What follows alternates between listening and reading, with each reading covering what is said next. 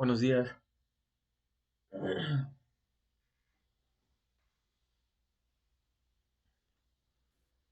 Buenos días, chef. ¿Cómo estamos? ¿Desvelados o qué onda? Un poco, pero ya al 100 al 100. Está bien, está bien. Ahora sí a todos se les durmió el gallo, ¿eh? Ya son las 7:10. Sí, quién sabe qué onda. Está raro, está raro.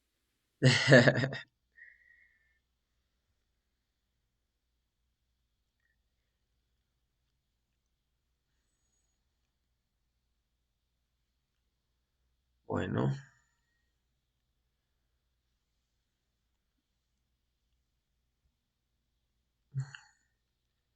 dar un minutito a ver si se conecta alguien más de sus compañeros. Mientras,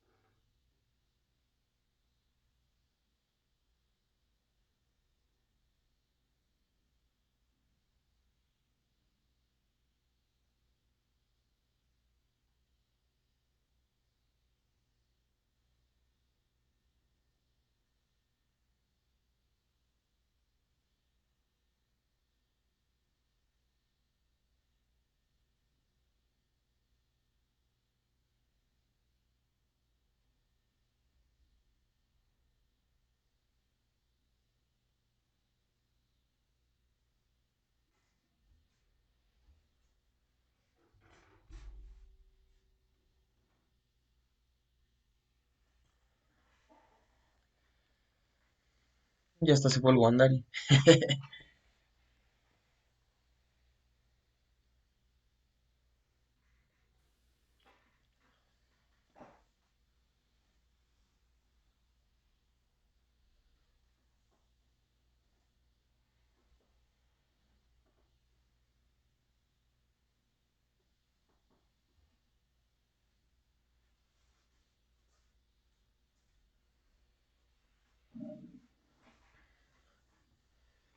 Modo. Pues bueno, vamos a empezar solo contigo. Ya veremos si se van integrando los demás. Ok. Va que va.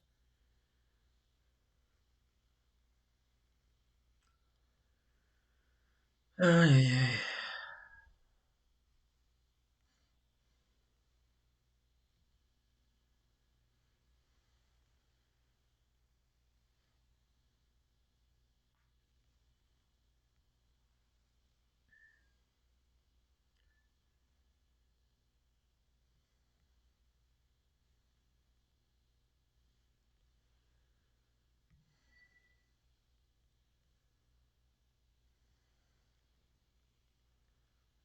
Vale, vamos a pasar lista. Es jueves 8. Andar y se anda por ahí, pero le está fallando el internet. Aranza también. Y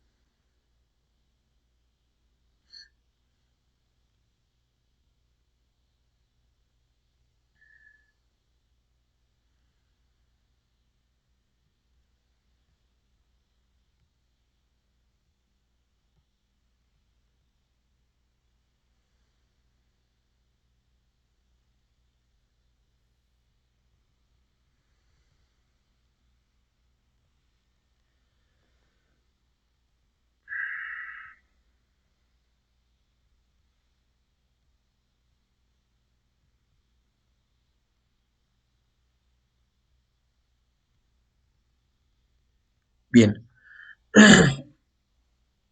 el día de ayer habíamos avanzado hasta esta parte de las brigadas. Habíamos visto este pequeño formatito. Y vamos ahora con la parte de las señales en materia de protección civil y en específico las señales informativas de emergencia. ¿Sale?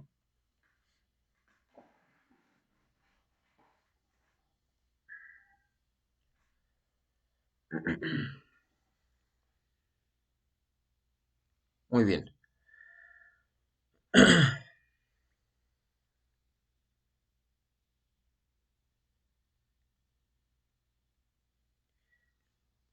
Bien, entonces, bueno, vamos con este tipo de señalamientos. Obviamente, bueno, tenemos aquí un pequeño cuadro donde nos habla el significado del señalamiento, las características y el ejemplo del señalamiento. Bien, entonces tenemos que eh, la primera señal, el primer señalamiento, tenemos que es la ubicación de un extintor. En este caso, lo que nos indica el color, que es la seguridad y el contraste, en este caso que es el rojo y blanco. La forma, que es un cuadro o rectángulo, el símbolo, que es un extintor con una flecha direccional, y el texto que debe decir extintor. ¿Sale? En el ejemplo, obviamente, tenemos ahí el dibujito, más la flecha, más el nombre. Regularmente, así es como lo tenemos que identificar o como se debe de identificar. Ujú. Entonces, el extintor siempre debe estar en el señalamiento y por debajo del mismo. ¿Sale? Nada de que el señalamiento está en una pared y el extintor está del otro lado. No, aquí sí forzosamente debe estar el extintor por debajo del señalamiento que nos lo está indicando. Luego tenemos otro señalamiento que es la ubicación de un hidrante. En este caso igual vamos a manejar un color con contraste, en este caso rojo y blanco. Forma, cuadro o rectángulo. El símbolo es un hidrante con una flecha adicional y el texto hidrante. De igual forma, en esta parte, cuando regularmente encontramos este señalamiento, con un hidrante, la mayoría de las veces está el señalamiento, por debajo el hidrante, y regularmente el hidrante lo encontramos por dentro de como de un rectángulo, pero protegido con un vidrio. Regularmente lo que encontramos es que hay un hacha, ajá, existe una hacha, y esta hacha está cerca o al costado del hidrante para poder romper el vidrio del hidrante y posteriormente hacer uso del mismo. ¿Sale? No lo encontramos en todos los edificios, regularmente en edificios, pero no lo encontramos en todos, solo en algunos. Hablemos de edificios pues ya grandes, donde es necesario utilizar pues bastante agua para calmar un incendio. Tenemos también el siguiente, que es la ubicación de alarma contra incendios. De igual manera, el color rojo con blanco, la forma un cuadro rectángulo y el símbolo es un timbre con ondas sonoras. ¿Sale? Bueno, lo podemos ubicar cerca, no necesariamente por encima o por debajo de donde está el timbre, pero se tiene que ubicar cerca señalando que existen este tipo de timbres en caso de que existan un incendio. Tenemos también la ubicación, bueno, el siguiente recuadro, tenemos la ubicación de un teléfono de emergencia. En este caso igual el color es un contraste de rojo y blanco, la forma cuadro o rectángulo y es un símbolo de una silueta de un auricular. El siguiente tenemos es la ubicación de equipo de emergencia. Color de seguridad es un contraste de rojo y blanco, la forma es un cuadro o rectángulo y el símbolo es un par de guantes y una hacha, ¿sale? No es muy común ver este señalamiento, el de la ubicación de equipo de emergencia. A veces, como les comento, este equipo de emergencia está a un costado de la ubicación del hidrante. Entonces, hay quienes lo señalan y hay quienes no lo señalan. Bien puede ir este señalamiento también a la par o simplemente aparece el hacha cerca de donde está ubicado el hidrante. Bien, aquí, bueno, estos señalamientos rojo con blanco es lo que comúnmente se recomienda porque son señalamientos de emergencia ya. ¿Sale? Hoy en día podemos encontrarlos en verde con blanco, en azul con blanco. Podemos encontrarlos en algunas otras combinaciones, como por ejemplo plateado. Podemos encontrarlos en blanco y negro. Podemos encontrarlos al revés, que es en blanco y rojo, no en rojo y blanco. No sé, entre algunas otras combinaciones. Aunque lo ideal o lo recomendado es que siempre vayan de este color. Sales como la recomendación oficial y con esto no vas a tener ningún problema con protección civil cuando tú tengas que abrir un establecimiento. Por otro lado tenemos las señales informativas, ¿sale? En este caso de las señales informativas tenemos el primer señalamiento que es dirección de ruta de evacuación en el sentido requerido. En este caso tenemos el color que es seguridad y contraste que es verde y blanco. Y tenemos la forma, cuadrado, símbolo, que es una flecha indicando el sentido requerido y número de la ruta de evacuación. Ok, en este señalamiento nos marca el número de la ruta de evacuación. Muchas veces cuando nosotros compramos un señalamiento de este tipo, no viene indicado el número de la ruta de evacuación. Únicamente nos indica que es ruta de evacuación y listo. ¿Sale? Entonces, este tipo de señalamientos también son muy importantes y es muy importante que se elija el sentido correcto de la flecha. A veces hay lugares donde solo por cumplir ponen el señalamiento que te dice ruta de evacuación, pero ni siquiera está señalando hacia el lado correcto. Entonces es importante que también tomemos en cuenta eso. ¿Sale? En el siguiente señalamiento tenemos, es una zona de seguridad. El color igual nos indica en verde y blanco, que es la seguridad y el contraste. La forma cuadrado, el símbolo es una figura humana resguardándose. Y bueno, el texto debe decir zona de seguridad. De igual forma, no todos los establecimientos, edificios, etcétera, tienen una zona de seguridad. Una zona de seguridad, como tal, está indicada en una zona donde, independientemente de la situación, sea un incendio o sea, por ejemplo, un sismo, va a ser una zona donde nos podamos, resguardar, pues, de forma segura, ¿sale? Donde a lo mejor no hay nada que nos pueda caer encima o esa misma zona nos pueda proteger si algo cae encima, entre algunas otras cosas. Son muy pocos los lugares que tienen este señalamiento de zona de seguridad. En el siguiente señalamiento tenemos la ubicación del lugar donde se dan los primeros auxilios. Igual, el color es verde y blanco, que es seguridad y contraste. Y en este caso el símbolo va a ser una cruz equidistante. En este caso de la cruz equidistante, bueno, la identificamos de manera muy rápida. Y bueno, igual puede estar ubicado en cualquier parte. O sea, no necesariamente tiene que ser un espacio dedicado al, ¿cómo se llama? A lo mejor a la enfermería o a la zona de primeros auxilios, sino puede ser un lugar, ¿cómo se le puede llamar?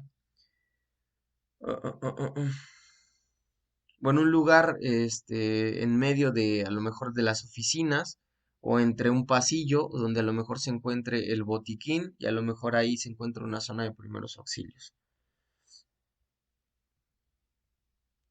Tenemos otro señalamiento importante. En este caso, este señalamiento es el punto de reunión o zona de conteo, donde se concentran las personas en caso de emergencia. El color igual verde y blanco, que es seguridad y contraste, y el símbolo nos indica 4 flechas equidistantes dirigidas hacia un punto. ¿Sale? Este punto de reunión o este señalamiento de punto de reunión lo podemos encontrar en diferentes partes. Regularmente lo encontramos en los exteriores.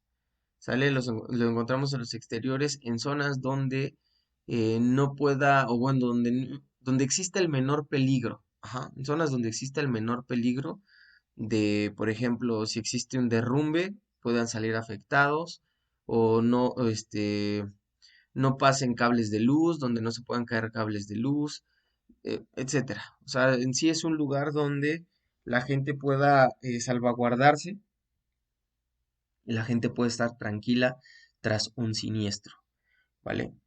En este caso, bueno, también el punto de reunión puede ser en una cancha, puede ser en un patio, etcétera. O sea, sí puede haber como varios lugares donde pueda existir esta parte. Ahora, también es importante que el punto de reunión no solo nos indica a dónde nos tenemos que mover, sino también nos indica que en esa zona es donde tenemos que hacer el conteo de las personas bueno, que se encontraban en el lugar o que fueron evacuadas del inmueble.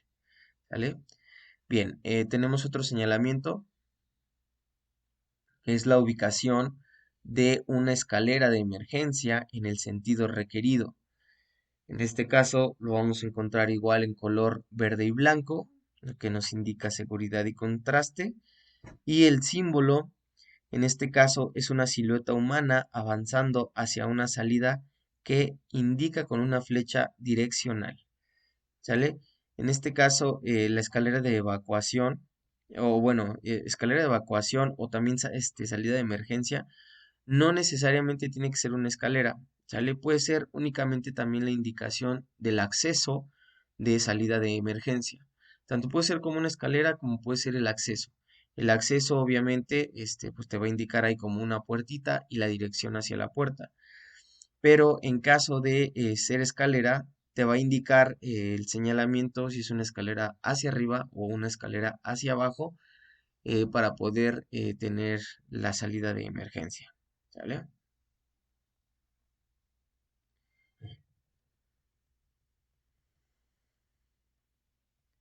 Bien, como les mencionaba, justamente ahí tenemos otro de salida de emergencia, que es la ubicación de una salida de emergencia. Y en el símbolo vamos a tener una silueta humana avanzando hacia una salida que indica con una flecha adicional y el texto salida de emergencia, ¿sale? Tanto puede ser a la izquierda, puede ser a la derecha o puede ser al centro, no lo sé.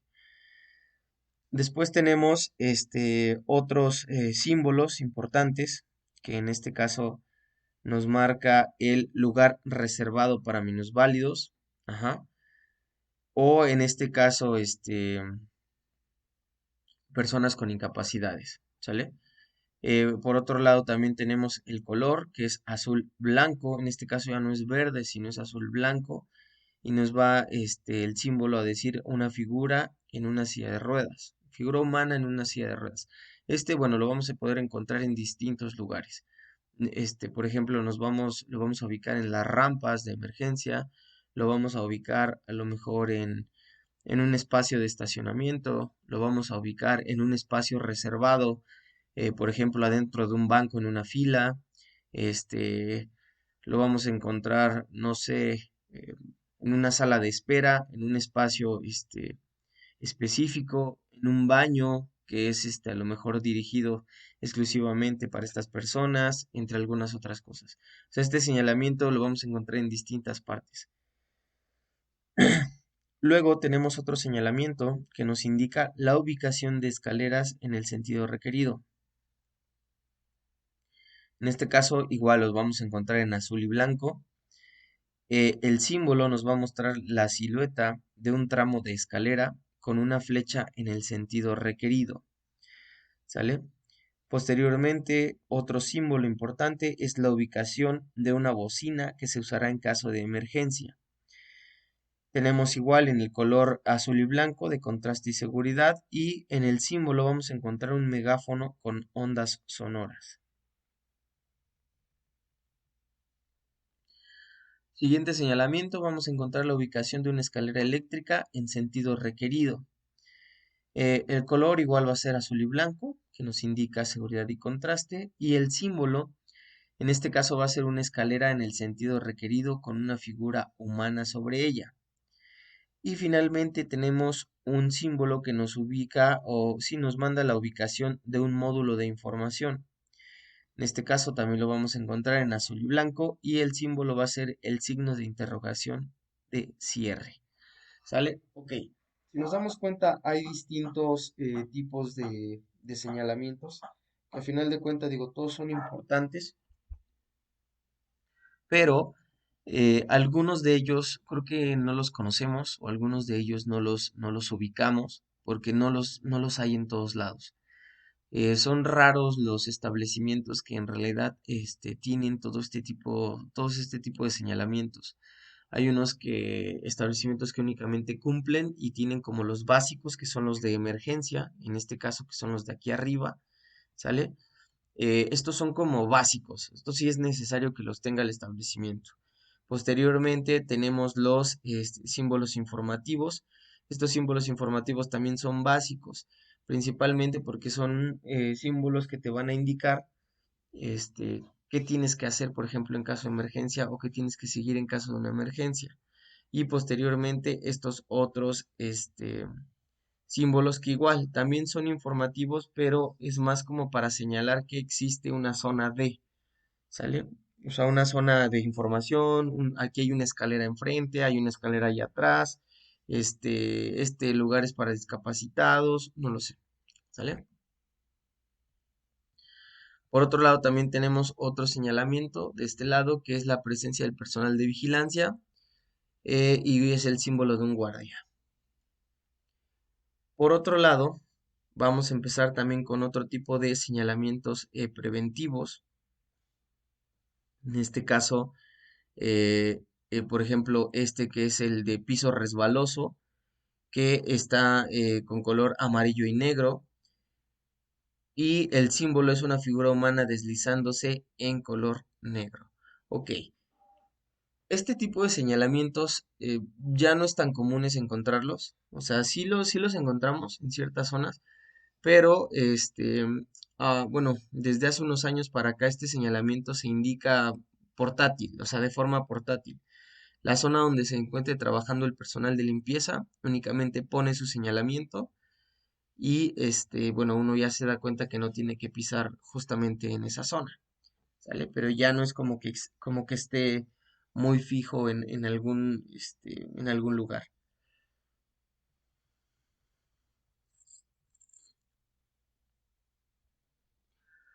Por otro lado, tenemos las señales prohibitivas.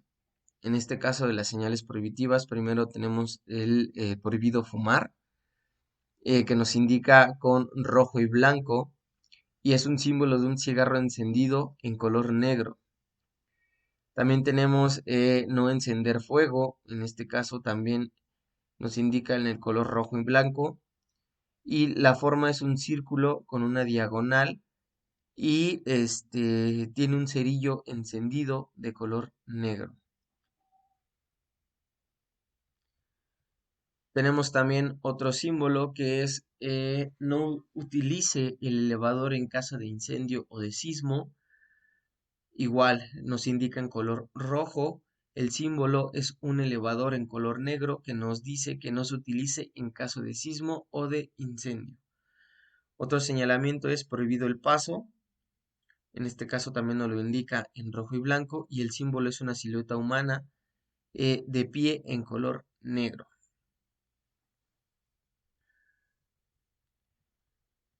Por otro lado tenemos las señales o señalamientos de obligación, que tenemos por ejemplo el uso del gafete, igual en azul con blanco, tenemos que es un símbolo de una figura humana portando un gafete. Y el siguiente símbolo que es un registro obligatorio para acceso, igual en azul y blanco, y el símbolo es un bolígrafo. O sea, si nos damos cuenta, estos últimos, algunos de ellos se utilizan, algunos de ellos no están en común, según sea el caso del establecimiento, lugar, institución. Como les mencionaba, en el caso del el piso resbaloso, pues bueno, ya es como de forma portátil ese señalamiento, pero por ejemplo algunos otros como las señalamientos o los señalamientos prohibitivos como el no fumar, no encender fuego, no utilizar el elevador o no pasar, estos también todavía son muy comunes, ¿sale? Principalmente en instancias o instituciones gubernamentales.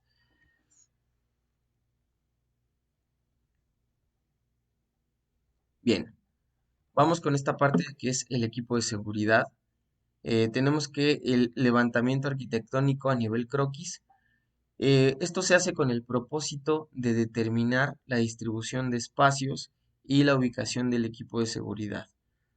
¿Sale? Entonces, bueno, esta parte de levantamiento arquitectónico a nivel croquis es también muy interesante, muy importante, porque como bien nos dice, que es con el propósito de determinar la distribución de espacios y la ubicación del equipo de seguridad. Es decir, si nosotros tenemos, no sé, un edificio, un salón, etcétera, nosotros tenemos que delimitar esta parte de la distribución del espacio. Es decir, qué zona va a ser para qué. Va a ser un salón, va a ser una zona de acceso, va a ser una zona de salida, va a ser una zona de fácil acceso.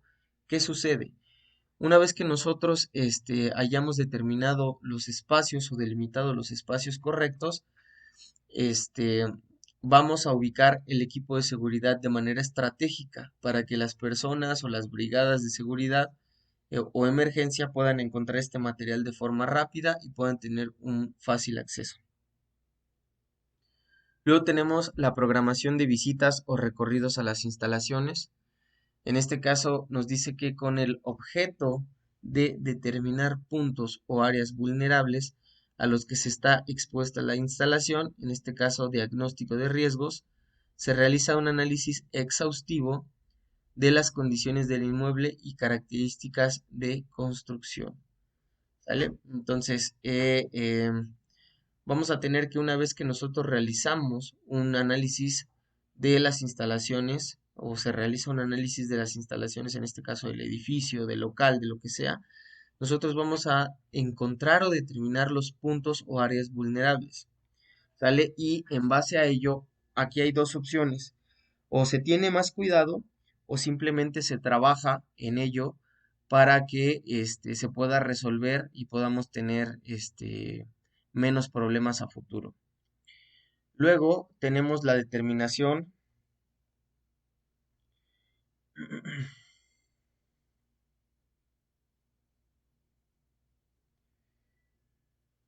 Luego tenemos la determinación de la cantidad y tipo del equipo de seguridad.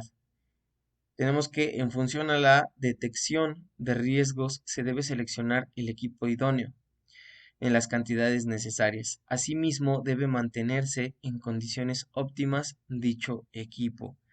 ¿Sale? Entonces, el equipo de seguridad, independientemente de que no se ocupe en un año, debe estar en las, ¿cómo se le dice? Ah, en las condiciones óptimas para su utilización. ¿Sale? Entonces, no sé, a lo mejor tenemos extintor, tenemos a lo mejor guantes, tenemos a lo mejor caretas, trajes, botas, etcétera. Y afortunadamente no se ha tenido que ocupar eso en muchísimo tiempo, a lo mejor 1 o 2 años. Lo ideal es que en cierto tiempo, bueno, regularmente los extintores se tienen que checar, por ejemplo, una vez al año y se le tiene que hacer el cambio del polvo químico o del el material el que esté compuesto ese extintor. En este caso, por ejemplo, verificar que las botas se encuentren en buen estado, que no se estén carcomiendo, que no se estén picando, que la ropa no se esté pegando, por ejemplo, o se esté echando a perder, entre algunas otras cosas. ¿Sale? Entonces hay que ser muy conscientes en eso y entendamos que el equipo de seguridad no dura eh, toda la vida. Entonces es necesario estarlo checando y si es posible renovarlo. Por otro lado tenemos la instalación del equipo de seguridad acorde a las necesidades derivadas del diagnóstico de riesgos. En este caso, aquí nos marca el sistema de alarma. eh, Podemos utilizar manuales, en este caso que son los silbatos, las campanas, las sirenas, entre algunas otras cosas, y las eléctricas, que también nos marca como sirenas o alarmas lumínicas, entre algunas otras.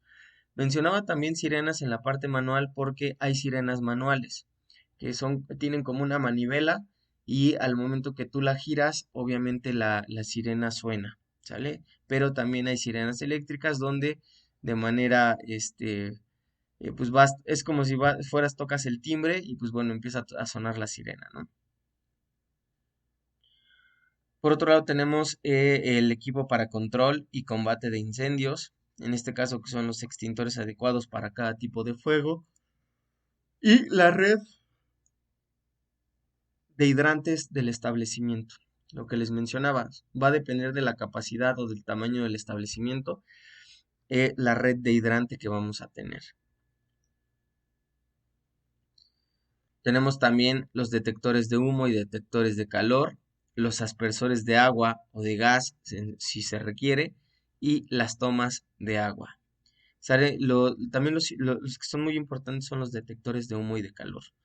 ¿Sale? Porque, bueno, no en muchos lugares, pero por ejemplo, en la mayoría de las escuelas, así tendría que ser, en la mayoría de las escuelas, deben existir detectores de humo y de calor por cualquier cosa y para evitar cualquier situación. Ahora, es muy distinto, por ejemplo, tener una red hidrante o de tener aspersores de agua bueno, detectores de humo y aspersores de agua porque pues bueno, regularmente en una escuela no hay mucho personal capacitado, calificado, regularmente casi la mayoría son alumnos y los alumnos entran rápidamente en pánico. Entonces es muy difícil que alguien pueda reaccionar y pueda decir, ay, voy por el hidrante y voy a tratar de sofocar el incendio. No, creo que el personal se enfoca más en evacuar a los alumnos. Entonces lo importante es tener los detectores de humo para que a partir de estos detectores de humo se activen de manera inmediata los aspersores de agua. También debemos de tener botiquines de primeros auxilios y equipo de seguridad para brigadas.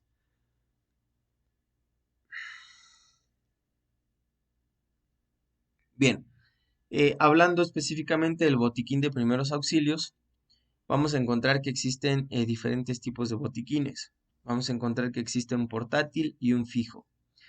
En el caso del botiquín portátil, vamos a tener que es un estuche que puede ser de plástico de alto impacto o de lámina galvanizada, con forma de caja de herramientas para ser transportados con facilidad. Posteriormente tenemos el fijo, que es un estuche que puede ser de plástico de alto impacto o de lámina galvanizada con adaptación para colgarse en la pared. Creo que ambos botiquines o ambos tipos de botiquines nos son familiares porque, pues bueno, creo que alguna vez en la vida los hemos visto. Bien, el contenido de los botiquines básico tiene que ser lo siguiente. Debe de tener un frasco plástico con 200 mililitros de jabón neutro líquido. Debe de tener un frasco de suero fisiológico de 250 mililitros. Debe tener un frasco de alcohol de 250 mililitros. Debe tener un frasco de mertiolate blanco o en su defecto también violeta, perdón, sí, rojo, violeta, pero pues bueno, de preferencia blanco. Debe tener un frasco de benzal de 250 mililitros.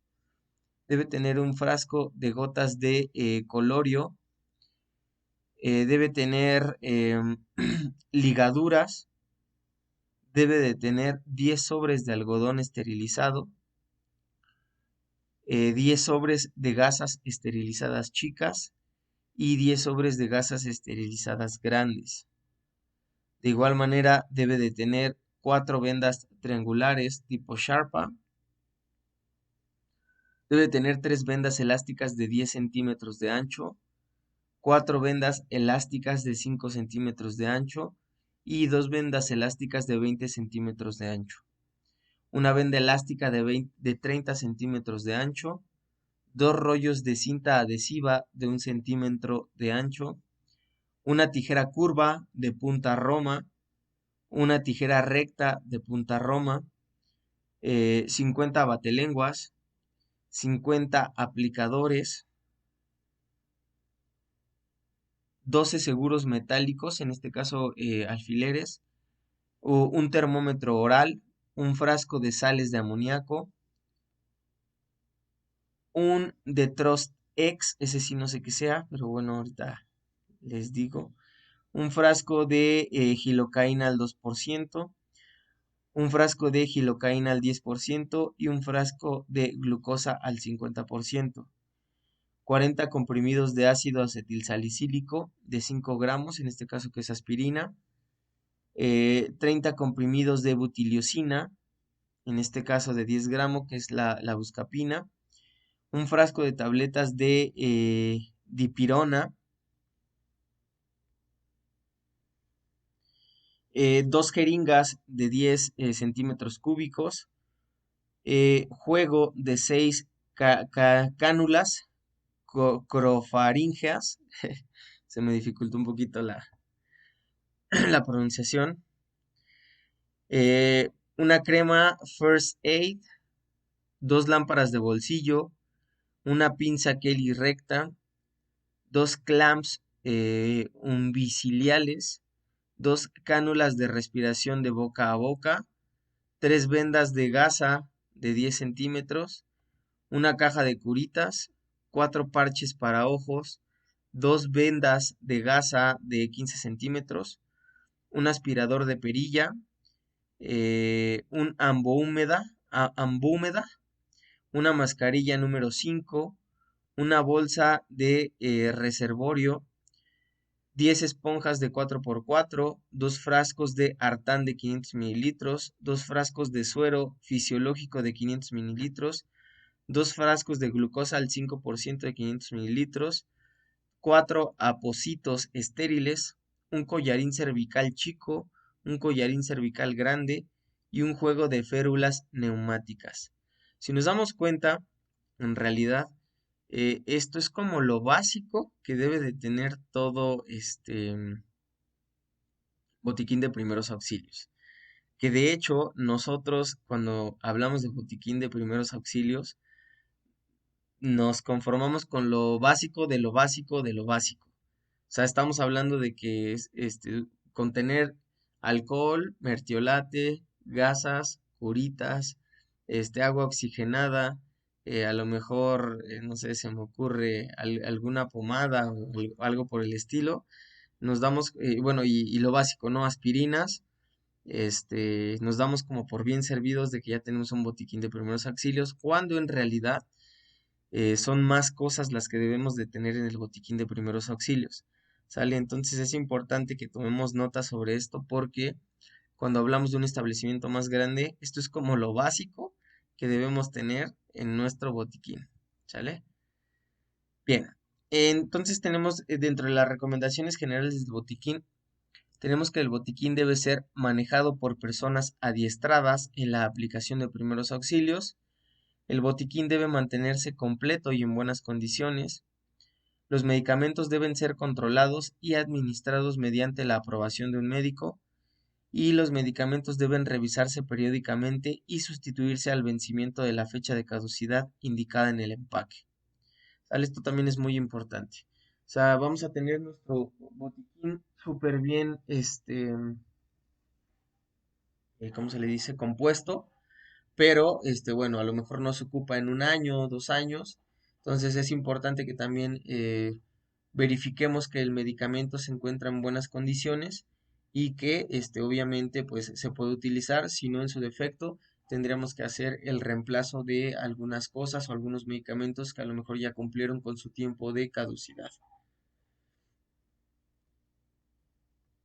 Bien, por otro lado, hablando de los ejercicios y simulacros, tenemos, bueno, dentro de la definición de estos, encontramos la representación imaginaria de la presencia de una situación de emergencia, mediante la cual se fomentan las personas,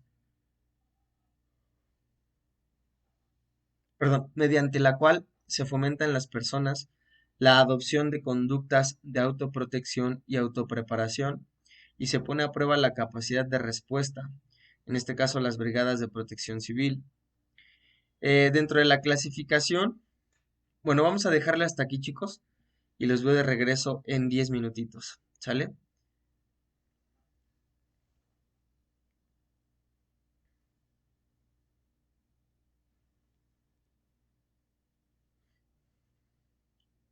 Los veo a las 7:59 de regreso.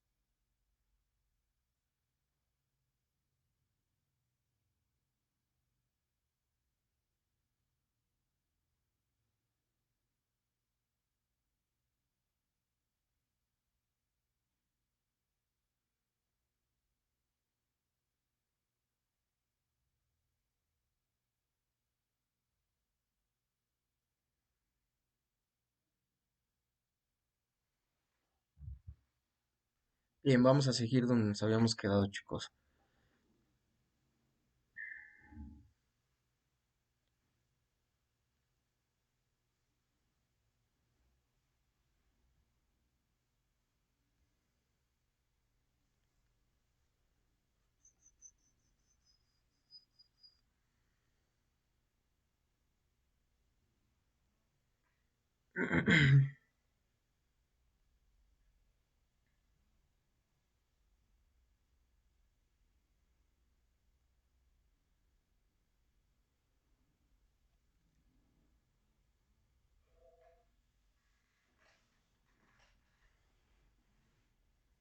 Bien,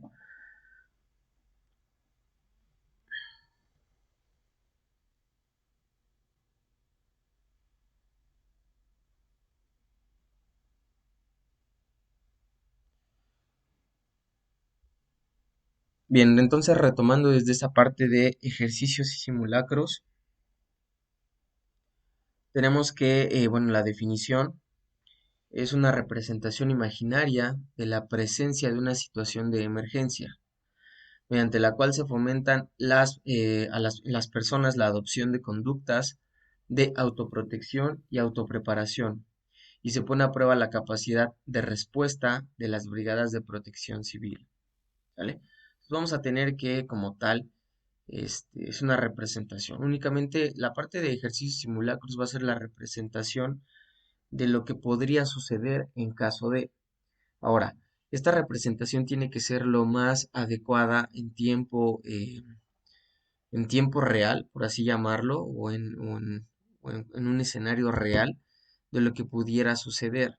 A veces, bueno, no sé a ustedes, pero a mí sí me ha tocado a veces simulacros donde de verdad hasta también simulan que personas se desmayan o como si personas se hubieran caído o fracturado o algo por el estilo. Y pues bueno, se simula la parte de asistirlas, de darles primeros auxilios, de levantarlas en camilla y llevárselas, etcétera. O sea, creo que hay lugares donde sí se toman muy en serio esta parte de los ejercicios y los simulacros. Y pues bueno, hay algunas otras donde la realidad es que no lo hacen. Simplemente es así como de, ok, pues bueno, vamos a hacer el simulacro nada más como para cumplir, ¿no? Pero en algunos otros lugares sí le ponen como mucho énfasis o mucho entusiasmo a la parte de los simulacros. Dentro de la clasificación de estos vamos a encontrar aquellos que son por su operatividad, por su programación y por su alcance.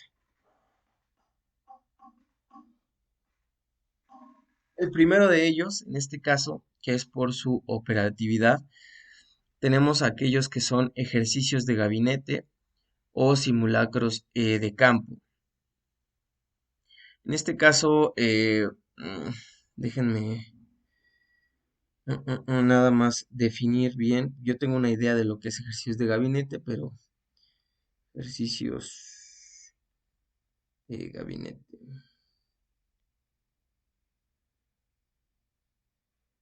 Mm, mm, mm.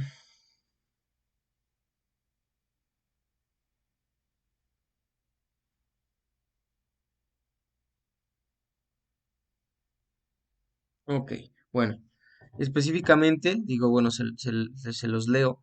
Cuando hablamos de ejercicios de gabinete, nos habla de la realización de una reunión de coordinación en una mesa de trabajo con los integrantes de la Unidad Interna de Protección Civil, con el propósito de establecer el objetivo, hipótesis, diseño del escenario y ensayar las funciones de cada uno de los integrantes de la unidad. ¿Sale? Entonces, en este caso, este tipo de simulacros de operatividad, hablando específicamente de servicios de gabinete, ejercicios de gabinete, perdón, son ejercicios o posibles situaciones que van a suceder o que pudiesen suceder, pero siempre tomando en cuenta la presencia de protección civil. Ahora, ¿esto para qué se hace? La presencia de protección civil se hace principalmente para que nos den una retroalimentación de lo que estamos haciendo bien o de lo que estamos haciendo mal. ¿Sale? Entonces esto sí es como muy, muy importante. Por otro lado tenemos la clasificación por su programación. En este caso es con previo aviso o sin previo aviso. Regularmente esto lo hacían mucho en las escuelas, donde regularmente se hacen los famosos simulacros, pero se les avisa, ¿no? Algunas veces se les avisa, por ejemplo, a los profesores o a las personas en general. No sé si se acuerdan, no sé, cuando estaban en primaria, que de repente pasaban y decían, a las 12 va a haber simulacro, o a las 11 va a haber simulacro, para que todos estén atentos. Y ya nada más estabas esperando que llegaran las 11 para matar clase, ¿no? Regularmente eso es lo que pasaba. En el caso, por ejemplo, de universidad, no se les avisa a los alumnos, pero se les avisa a los profesores, la mayoría de las veces, para que el profesor esté al tanto, a lo mejor de la alerta sísmica o de la alarma, y pues bueno, puedan salir de las instalaciones y puedan evacuar. Luego tenemos la clasificación por su alcance. Por su alcance tenemos parciales o integrales. En este caso vamos a hacer, por ejemplo, un simulacro por departamento o un simulacro general o un simulacro nada más de cierta zona, a lo mejor que estemos simulando que se está quemando, etcétera. O sea, o pueden ser todos o pueden ser solo algunas personas. Esto también va a depender de la programación del simulacro que nosotros vayamos a tener. Bien, ¿cuáles son las actividades previas al ejercicio del simulacro? Bueno, existen algunas de ellas, como por ejemplo la formulación de una hipótesis y el diseño del escenario. ¿Esto qué quiere decir? Que, bueno, no todos los simulacros van enfocados a lo mismo. Si nosotros nos tomamos nos tomamos muy en serio la parte de la elaboración de un simulacro, es muy importante entonces realizar este tipo de hipótesis y obviamente los diseños del escenario. Es decir, ¿cuál es mi hipótesis? Mi hipótesis va a ser que en un escenario o en un supuesto donde a lo mejor existiera, vamos a suponer, un incendio en el área del comedor, ¿no? A lo mejor existe un incendio en el área del comedor y el diseño del escenario es que, ok, se incendió, a lo mejor, no sé, o hay una fuga de gas en la parte donde están las parrillas, ¿sale? Donde están los cocineros, pero existen zonas inflamables, existen zonas que se pueden incendiar de forma rápida y en esa hora a lo mejor hay 50 comensales o 50 personas, trabajadores del lugar y pues a lo mejor tenemos que la puerta de acceso o la puerta de emergencia no nos da abasto para que salgan todas al mismo tiempo, ¿no? Entonces, ¿qué es lo que vamos a hacer? Esa es mi hipótesis y la formulación o el diseño del escenario. Entonces, ¿qué es lo que tengo que hacer, no? Eso es por un lado. Por otro lado, tenemos también la verificación de recursos a utilizar, es decir, una vez que ya hice mi escenario, ¿cuáles son mis recursos a utilizar? Tengo extintores en esa zona, tengo hidrantes en esa zona, va a haber a lo mejor un personal de primeros auxilios en ese preciso momento y preciso lugar, no lo sé. Posteriormente, tenemos las reuniones preparatorias. En este caso, las reuniones preparatorias se hacen principalmente con las brigadas o los brigadistas que forman parte en el edificio. Y pues bueno, con ellos se va a llegar como a ciertos acuerdos y ciertos lineamientos que se van a tomar en cuenta en el simulacro y posteriormente la difusión del simulacro. La difusión en este caso puede ser o les aviso al resto o únicamente les aviso a aquellos que van a formar parte de, ¿sale? Entonces, bueno, es importante también tener este tipo de actividades previas, para que, pues bueno, podamos tener un simulacro lo mejor, pues lo mejor planeado y lo mejor aterrizado a una situación real. Por otro lado, tenemos la activación y desarrollo del ejercicio o simulacro.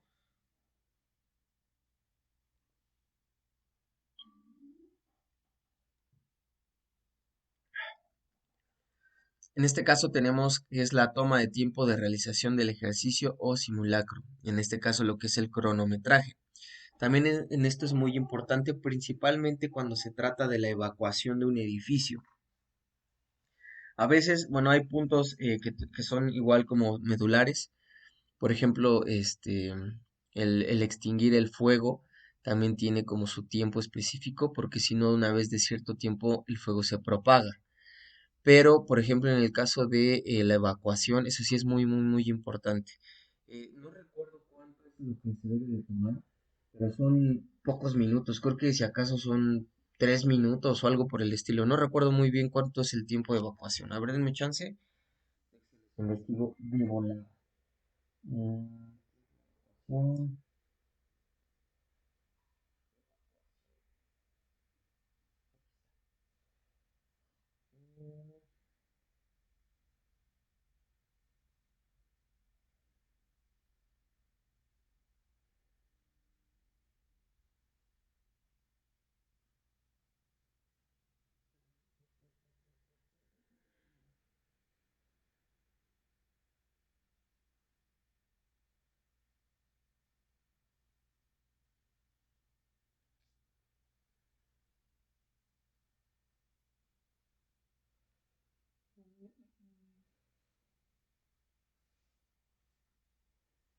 Pues no, no me aparece.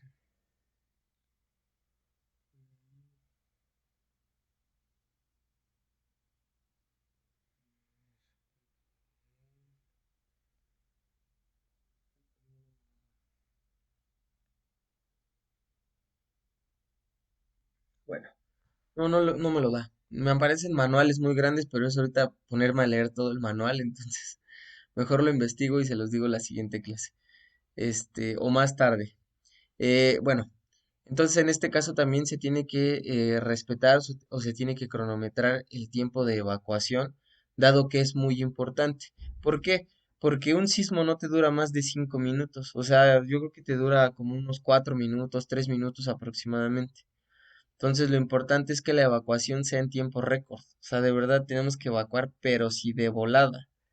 Ahora, también es importante, en este caso, cuando hablamos de la ruta de evacuación o del tiempo de evacuación, que tomemos en cuenta de que no todos los edificios se pueden evacuar en el mismo tiempo. De hecho, por ejemplo, si estamos hablando de un edificio de más de 10 pisos, un edificio de más de 10 pisos no lo evacúas en 2 3 minutos. O sea, obviamente te tardas muchísimo más tiempo para evacuar el edificio. ¿Por qué? Pues número uno, porque no hay libre acceso. Número dos, porque obviamente la gente se conglomera y obviamente pues todos entran en pánico y quieren salir del edificio, hablando de un sismo. Entonces, ¿qué es lo correcto? Me parece que existen zonas específicas, o zonas de seguridad que también, son ocupadas por las personas en caso de este tipo de situaciones. ¿Sale? Esa parte no la tengo bien clara, igual se las voy a investigar como muy bien para también darles el dato como específico. Luego tenemos la aplicación de procedimientos de actuación de las diferentes brigadas que participen en el ejercicio. ¿Sale? También, bueno, los procedimientos también son importantes. El uso y manejo del equipo de seguridad acorde a la hipótesis planteada. ¿Sale? Es decir, bueno, este uso y manejo del equipo, bueno, se le tiene que dar una capacitación previa a las personas. ¿Sale? Digo, porque hasta para agarrar una hacha es importante saber agarrar una hacha, ¿no? Porque, pues bueno, los puntos de apoyo, entre algunas otras cosas, son importantes saber usarla. Digo, se escucha muy chistoso lo que voy a decir, pero quizá para nosotros que vivimos en esta zona de Texcoco es un poco más probable que sepamos utilizar una hacha que a lo mejor una persona que vive en la ciudad sepa utilizar una hacha. Son como aspectos como más culturales, ¿saben? O sea, creo que el uso de herramientas es como más común en nosotros, en esta zona, que las personas de la ciudad.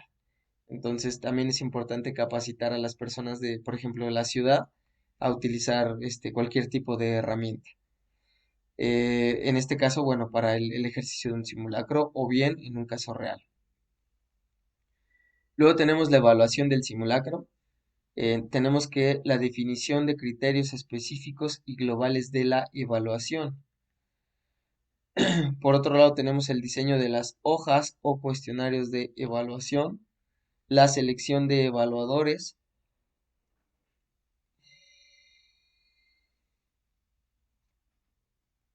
perdón, la evaluación de la aplicación de procedimientos de actuación, las reuniones de evaluación, La elaboración de un reporte final planteando las diferencias detectadas, perdón, las deficiencias detectadas y estableciendo las medidas correctivas, con la finalidad de actualizar los planes de emergencia y los procedimientos asociados. ¿Vale? Entonces vamos a tener que, bueno, en esta parte, la parte de la evaluación del simulacro, también es muy importante que nosotros seamos muy honestos con lo que estamos haciendo. O sea, no por el hecho de que nosotros a lo mejor hayamos planeado el simulacro o creemos que hicimos súper bien las cosas, es porque en realidad nos quedó un simulacro muy bien hecho. No, en este caso, la parte de la evaluación del simulacro es muy importante que las personas que se vayan a encargar de la evaluación del mismo utilicen toda la objetividad posible, es decir, que nos den un punto de vista pues correcto y objetivo sobre la situación, es decir, qué estuvo bien, qué estuvo mal y que sean lo más honestos posibles.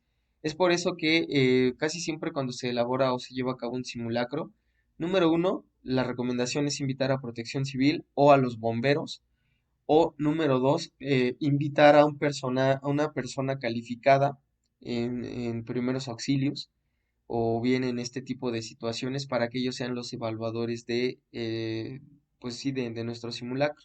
Para ello, obviamente, van a tener hojas diseñadas o cuestionarios donde, o listas de cotejo como tal, para que puedan verificar lo que se hizo, lo que no se hizo, lo que se pasó por alto, entre algunas otras cosas.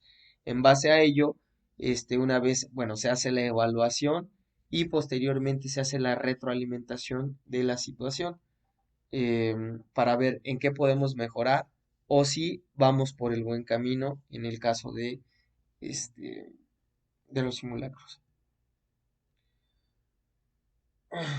Bien, por ejemplo, aquí tenemos una acta constitutiva de la Unidad Interna de Protección Civil. ¿Sale? Esta acta constitutiva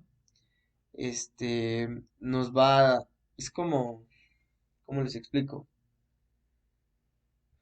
O sea, es de un acta de los hechos, pues, ¿sale? Es un acta de los hechos que nos va a ayudar a, a definir la situación del siniestro suscitado. Posteriormente tenemos las funciones. En las funciones tenemos que corresponde a los integrantes de la Unidad Interna de Protección Civil y que se lleva a cabo en las siguientes funciones. Integrar y formalizar la Unidad Interna de Protección Civil de cada uno de los inmuebles ocupados por la dependencia tanto en la Ciudad de México como en el interior de la República. Integrar las brigadas internas de protección civil, diseñar y promover la impartición de recursos de capacitación de los integrantes de las brigadas internas de protección civil, elaborar el diagnóstico de ingresos a los que se está expuesta la zona donde se ubica el inmueble, elaborar e implementar medidas de prevención para cada tipo de calamidad, de acuerdo al riesgo potencial o al que se esté expuesto el inmueble. Definir áreas o zonas de seguridad internas y externas. Realizar simulacros en el inmueble de acuerdo a los planes de emergencia y procedimientos metodológicos previamente elaborados para cada desastre. Elaborar y distribuir material de difusión y concientización para el personal que labora en la dependencia. Evaluar el avance y la eficacia del programa interno de protección civil. Elaborar directorios e inventarios de por inmueble de la dependencia, programar y realizar ejercicios y simulacros, y finalmente establecer mecanismos de coordinación en las instituciones responsables de la detención, monitoreo y pronóstico de los diferentes agentes perturbadores. Por otro lado, algunas otras son establecer acciones permanentes de mantenimiento en las diferentes instalaciones del inmueble, determinar el equipo de seguridad que debe ser instalado en el inmueble, promover la colocación de señalamientos de acuerdo a los lineamientos establecidos por la norma mexicana, aplicar las normas de seguridad que permiten reducir al mínimo la incidencia de riesgos del personal y los bienes del inmueble en general, y elaborar un plan de reconstrucción inicial para restablecer las condiciones normales de operación del inmueble. ¿Sale? O sea, estas son como todas las recomendaciones que se deben de dar en cuanto a las funciones específicas del programa de protección civil. Ahí me perdí. Ya. Bien, por otro lado tenemos esta parte que es un esquema organizacional. Nos dice entonces que para que la unidad interna de protección civil, perdón, logre los objetivos y desempeñe las funciones antes descritas, contará con la estructura organizacional incluida como en el anexo número 1. Se firma la presente acta constitutiva de la unidad interna de protección civil de X por sus integrantes en el lugar y fecha indicado siendo las tantas horas. ¿Sale? Entonces, aquí tienen que firmar los encargados de protección civil, o bueno, de las brigadas de protección civil dentro de la institución o del establecimiento, y su firma.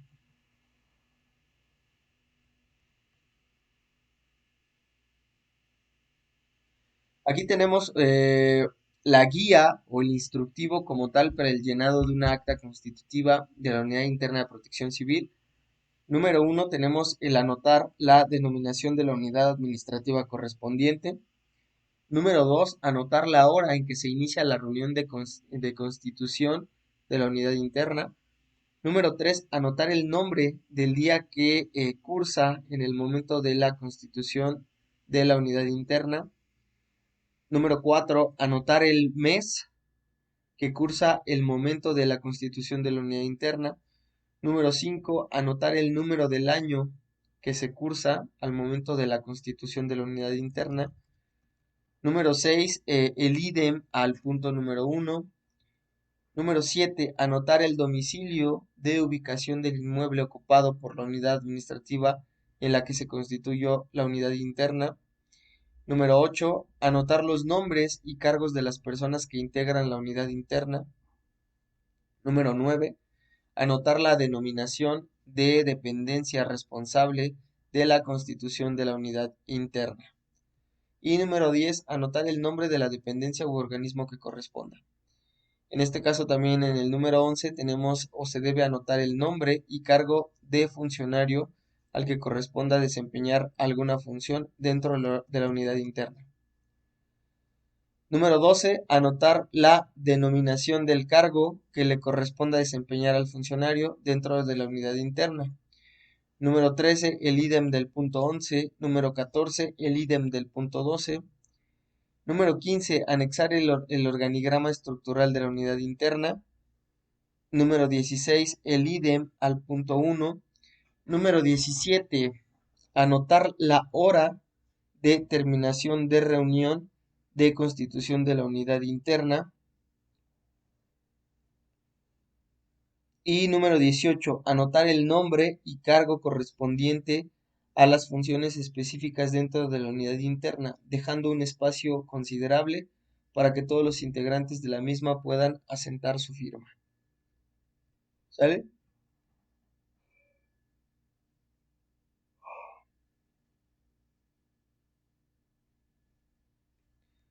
Bien. Y pues bueno, finalmente esta parte que nos habla de la, pues bueno, de la bibliografía de la, ¿cómo se llama esta cosa? Se me olvidó cómo se llamaba. De la guía de protección civil, ¿sale? Bien, chicos, con eso terminamos el día de hoy, pues el tema, y con eso terminamos también todo lo que tiene que ver con lo de seguridad industrial. En general, si se dieron cuenta, como una pequeña retroalimentación al respecto, si se dieron cuenta, esta parte de seguridad industrial es muchísimo. O sea, en realidad abarca muchos aspectos como tales, porque no solo nos habla de lo que tenemos, o bueno, de qué forma debemos de cuidarnos, de las características que debe tener una empresa en cuanto a la seguridad del trabajador, sino también, por ejemplo, en este caso, los tipos de trámites que se deben de hacer para que nosotros podamos tener un establecimiento. Es muy importante tomar en cuenta todas estas características, de verdad sí es muy, muy, muy importante, porque a primera instancia ustedes pueden decir, "Ah, híjole, como para qué le pongo salida de emergencia o como para qué le pongo este extintor si solo voy a tener un local súper chiquito, ¿no? El punto no es ese. El punto es que, digo, Dios no lo quiera, pero si nosotros llegamos a tener algún accidente, así sea en un establecimiento muy pequeño, y no tenemos nada para auxiliar, en este caso, aunque sea si no tenemos el extintor y se suscita una situación de fuego, donde se ponga en riesgo justamente a los pocos comensales que están en el lugar, y si hay un accidente, en este caso de que a lo mejor se queman o que a lo mejor, no sé, algo por el estilo, pero que ponga en peligro la integridad de los comensales, ahí es donde nosotros no las vamos a ver negras. Porque, por ejemplo, si los comensales ponen una demanda, si los comensales, en realidad declaran que a lo mejor el establecimiento no contaba con las condiciones de seguridad ideales, pues quien va a terminar perdiendo pues somos nosotros, ¿no? Nosotros como dueños del establecimiento. Entonces es importante que de verdad cumplan con todas estas características, cumplan con todos estos señalamientos para tratar de evitar cualquier anomalía y principalmente tratar de evitar cualquier tipo de demanda que pueda afectar a nuestro establecimiento en general. Pues bueno, en general eso es como lo que les puedo decir al respecto. No sé si ustedes tengan alguna duda, chicos. No sé si tengan alguna duda, alguna pregunta al respecto conforme todo lo que hemos estado viendo en el curso, o algo por ahí, alguna inquietud que tengan sobre todo esto de seguridad industrial. Les comento, pues bueno, estamos cerrando ya tema, entonces es importante que, pues bueno, si tienen alguna duda, alguna pregunta, pues me lo hagan saber para poder aclararlo. Los escucho.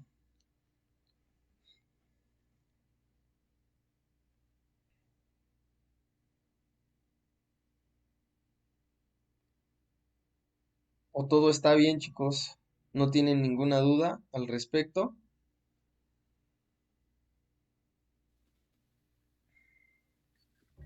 Noche.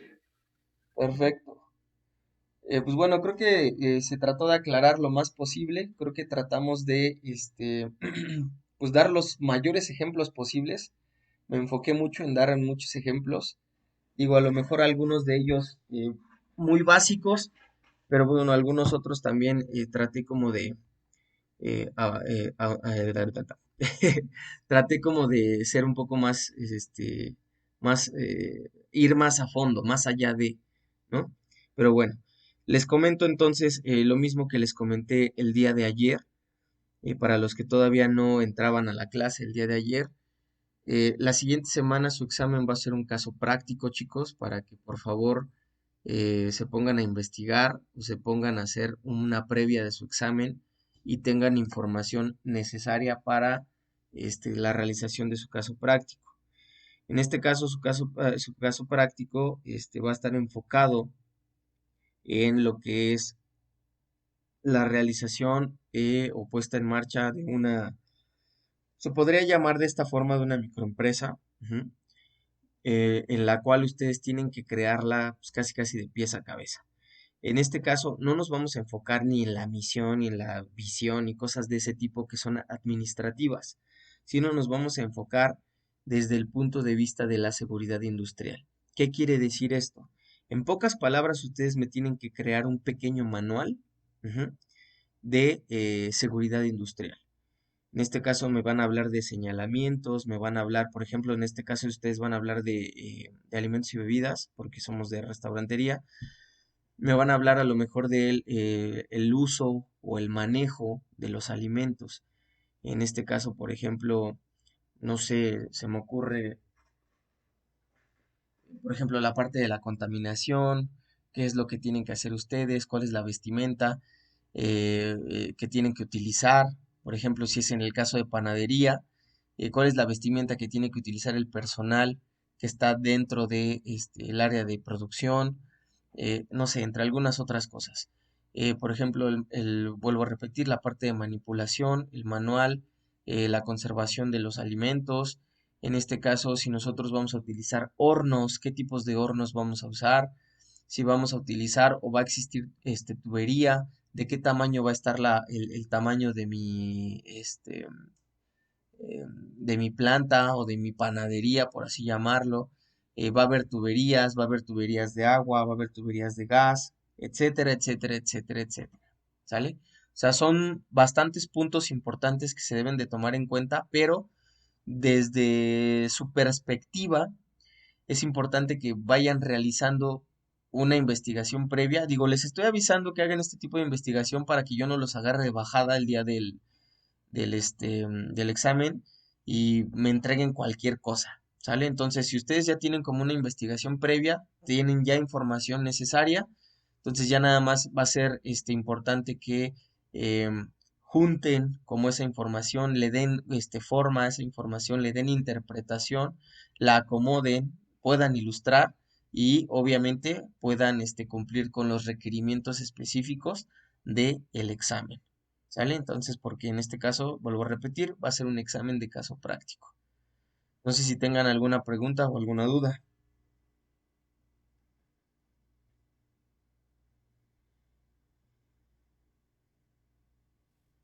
Mucho. Perfecto, chicos. Bueno, eso es todo. Entonces, pues si quieren ya desconéctense y los veo de regreso en 5 minutotes para que tengan ahorita un espacio, unos 5 minutos para darse un respiro. Los veo 8:40 de regreso.